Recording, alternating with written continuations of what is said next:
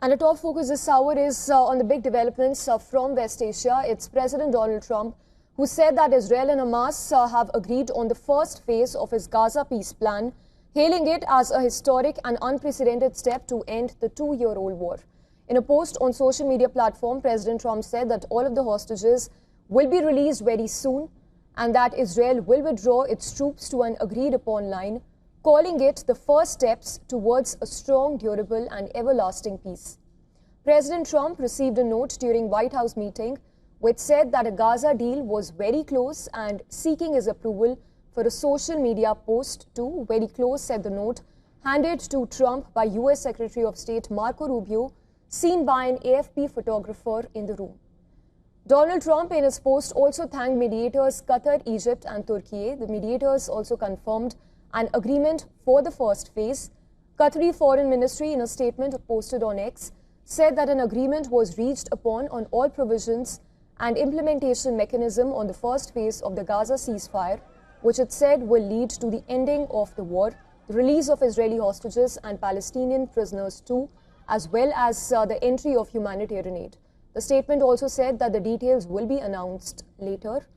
The Israeli Prime Minister's office said that Netanyahu even spoke with President Donald Trump and that the two had what it described as a very emotional and warm conversation, congratulating each other on the historic achievement of signing the agreement.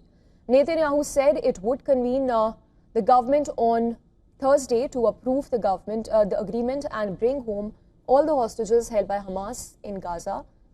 Mother of Israeli hostage Matan Zangukar celebrated the imminent return of her son. His sister Natalie also lit a firework at Hostages Square in Tel Aviv.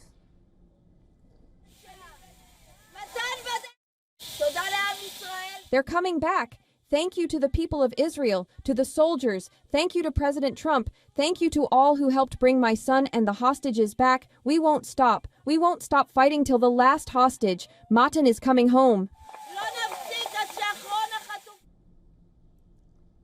Hamas said that it has even submitted lists of Palestinian prisoners who are to be released by Israel in exchange of hostages. A source within the group even told AFP that Hamas will exchange 20 living hostages for 2,000 Palestinian prisoners as part of the first phase. A source familiar with the negotiations even said that the exchange will take place within 72 hours of the implementation of this agreement, which is expected to be inked on Thursday. Hamas has called on Trump and guarantor states to compel Israel to fully implement the ceasefire and not allow it to evade or procrastinate in implementing what has been agreed upon. Palestinians in Khan Yunis even took to streets in celebration after the announcement was made. Crowds gathered near the Nasser hospital, clapping and cheering in what one of the Palestinians described as historic moments.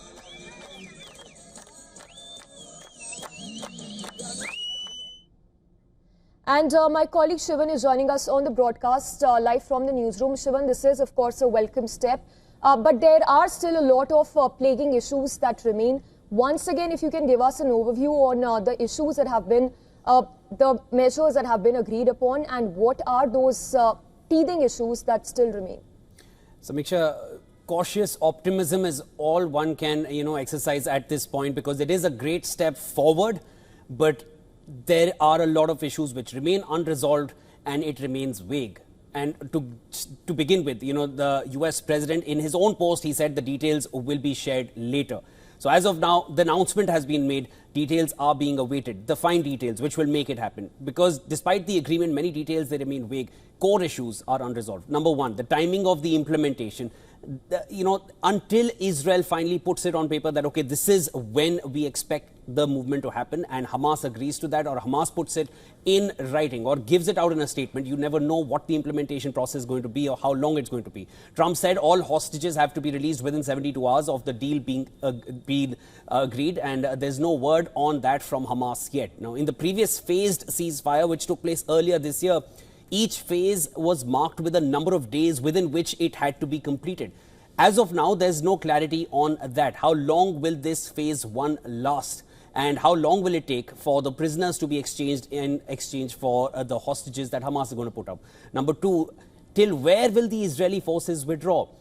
The US president just said they're going to withdraw to an agreed upon line. What is this agreed upon line? They did give out a map in the initial draft of that peace plan, which Trump had put out, but Israel has not clarified that from its own end yet. Hamas said that it will release 20 hostages, and Israel says that it wants all 48 hostages. Just to give a breakdown to our viewers, out of all the hostages that remain, 48, 20 are living and the rest are deceased. And this is expected to happen in the first phase. So Israel wants all of them. Hamas says we'll give 20. So what's the final word on that?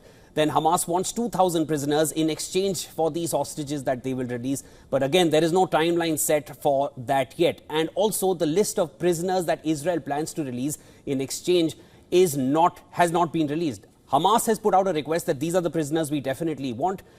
But Israel has not put out the list of prisoners, which it did in the previous phase when it was actually executed. So that again remains weak. Trump believes that the hostages and the bodies of those deceased will be coming back on Monday. What happens on Monday, we'll get to know only closer to time, given how volatile the nature is. And obviously the post-war administration of Gaza, perhaps the biggest unresolved issue even now. Arab countries insist that it must lead to Palestinian statehood. They want a Palestinian state. And that is something that Israeli Prime Minister Netanyahu has outrightly denied. So the plan's next phase, it involves an international body for Gaza's post-war administration. And again, Hamas has rejected foreign rule.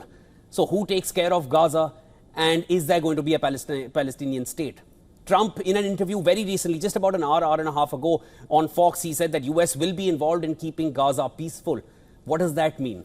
And these unresolved issues, now they could lead to the collapse of this deal before it even starts. And I don't mean to be pessimistic here. It's a great step forward, but only going by precedent and all that we've seen in the last 2 years. A lot has happened without, more steps back before you take a step forward. So cautious optimism is all we're exercising at this point, and wait for more details to come in. Back to you, Samiksha. Right. Shivam, thank you for those details. And important that you mentioned that there is ambiguity with respect to the timeline as to how this phase out is going to happen, and clarity even being awaited on how the governance model is going to pan out, and the disarmament by Hamas as well.